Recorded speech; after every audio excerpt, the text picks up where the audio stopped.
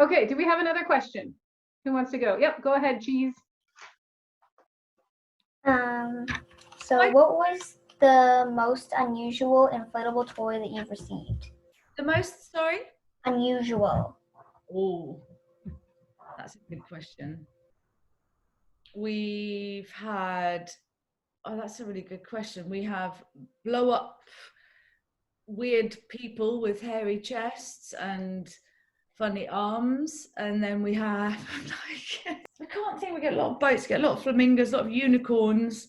Peacock's probably the rarest. Yeah, hardly any peacocks, but we've had a couple of huge peacocks. What we are finding is that they're getting bigger and bigger and bigger. So each year they're making these inflatables are bigger and bigger and bigger. I think instead it's quite funny because we do get some weird things coming in, but I think more than anything I'm noticing that even though this is huge, I mean all you guys must know about the plastic. Everybody's saying no plastic, no more plastic, but yet the manufacturers are making these things, just these huge things that you can get kind of 10-15 people, full-size people on a slice of pizza. Right.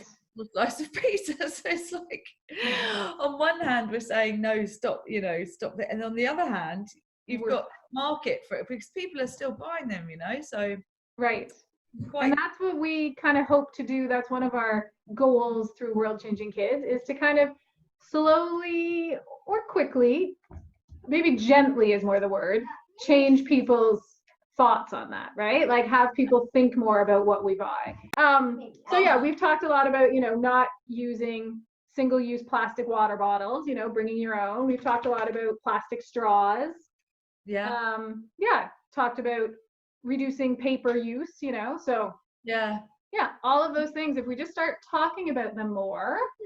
Yeah, the kids are the ones, I think, because the kids are much more positive about this stuff. I think it's easier to change habits, for you guys to change your habits, because you're just, maybe, I don't know how frequently you would buy water bottles, but I know before anybody knew how bad they were, it was kind of like everybody bought water bottles, Right. But you guys are kind of like the next generation to sort of say, well, actually, we don't need this stuff.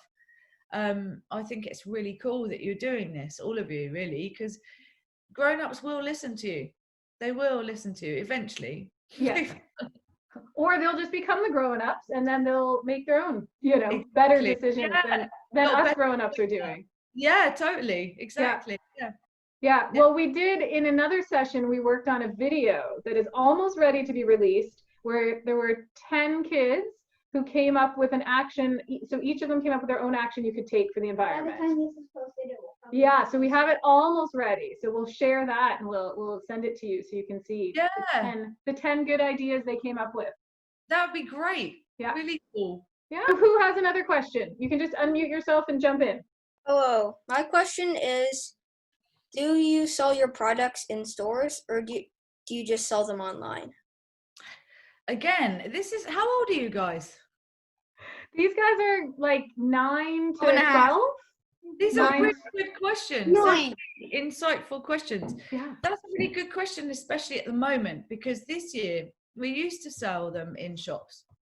And actually, selling stock in shops that might not sell isn't very sustainable. So it means you have to make the product, you have to use energy to make the product, you have to use resources to make the product. Somebody might not buy that product, which means it's waste. So what we try and do is, on our website, you buy something from the website and then we make it. So it means a slightly longer lead time and a slightly slower way of making things, but it's much better for the environment than making lots and lots of stock that may or may not sell. So what we've tried to do is not have as many stockists now, and mostly just sell from the website. I think that's great. Does that answer your question? Do you see what I'm saying about the making of stock? Did you understand that bit? Yeah, definitely. Yeah. Although, sometimes when we do the inflatables, also it's really hard if you're online, you have to be able to see the product. So generally speaking, we make the inflatables and then those ones are already made, but they're all one-offs. The majority of them, there's only like one of them. So those ones will go out immediately if somebody purchases them. But I think we've had to do the same as you guys in a sense. We've had to try and change people's ideas